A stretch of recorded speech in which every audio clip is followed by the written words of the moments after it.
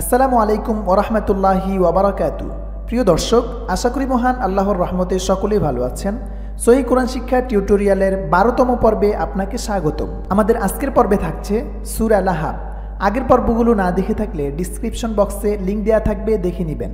এতে করে কায়দা কানুনগুলো বুঝতে সহজ হবে। আমরা অন্যান্য পর্বের ন্যায় পড়ার সাথে সাথে কায়দা কানুন বলতে থাকবো ইনশাআল্লাহ। চলুন শুরু করি। বিসমিল্লাহির রহমানির রহিম।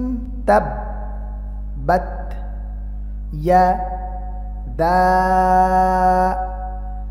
জবরের বাম পাশে খালি আলিফ আছে এবং উপরে 3 আলিফ টানের চিহ্ন আছে। দা আ বি। জেরের বাম পাশে জজমওয়ালা ইয়া আছে, 1 আলিফ টেনে পড়তে হবে। লা হা বিউ বিউ। ওয়া উচ্চারণ করার সময় ঠোঁট গোল করে উচ্চারণ করতে হবে। ওয়া তাব বা। ওয়াকফ করার কারণে এখানে জজম হয়ে যাবে। তাব্বাত ইয়াদা আবি লাহাবিন ওয়া তাব। মা।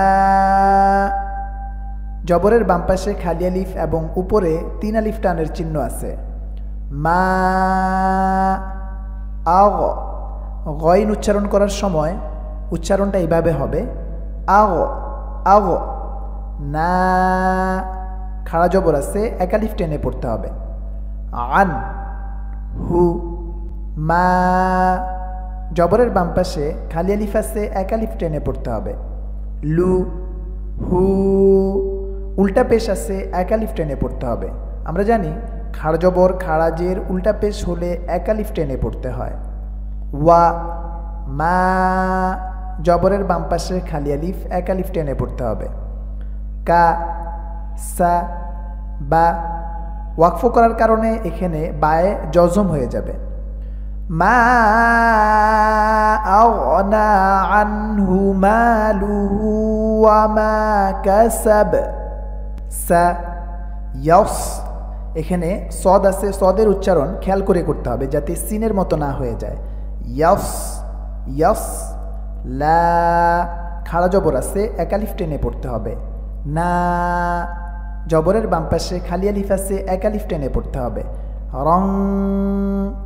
এখানে গুন্না করে পড়তে হবে, কারণ আমরা জানি নুন সাকিন বা তানবিনের পরে ইখফার কোনো একটি হরফ আসলে নুন সাকিন বা তানবিনকে গুন্না করে পড়তে হয়। আমরা দেখতে পাচ্ছি তানবিনের পরে ইখফার হরফ দাল আসছে, সুতরাং এখানে গুন্না করে পড়তে হবে। রং দা। জবরের বাম পাশে খালি আলিফ আছে, 1 আলিফ টেনে পড়তে হবে। তা লা হাব। এখানে ওয়াকফ করার কারণে জজম হয়ে যাবে। সায়াসলা নারান যাতা লাহাব। সায়াসলা নারান যাতা লাহাব।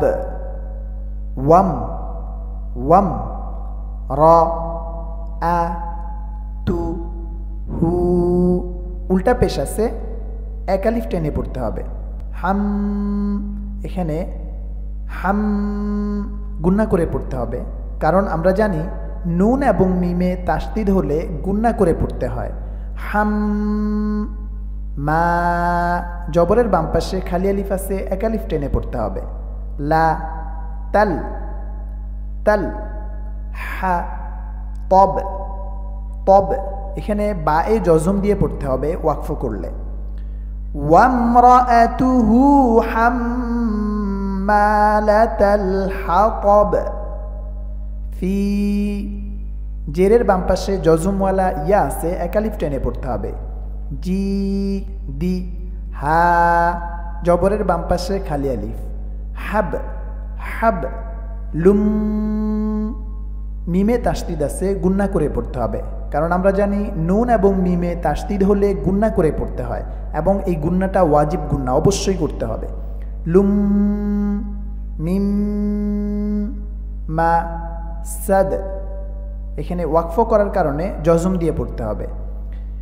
ফি জি। في جيدها حبل من مسد। জবরের বাম পাশে খালি আলিফ আছে, 1 আলিফ টেনে পড়তে হবে। লা। Hub hub. লুম মিম মা সাদ। এখানে ওয়াকফ করার কারণে জজম দিয়ে পড়তে হবে। ফি জিদিহা হাবলুম মিন মাসাদ। ফি জিদিহা হাবলুম মিন মাসাদ। প্রিয় দর্শক, ধারাবাহিকভাবে আমাদের ভিডিওগুলো দেখতে থাকুন। আশা করি আগের চেয়ে আপনার কোরআন তেলাওয়াত আরো সহি শুদ্ধ হবে ইনশাআল্লাহ। আর আমাদের ভিডিওটি সম্পর্কে যদি আপনাদের কোনো মতামত থেকে থাকে তাহলে অবশ্যই আমাদেরকে কমেন্ট বক্সে জানাবেন।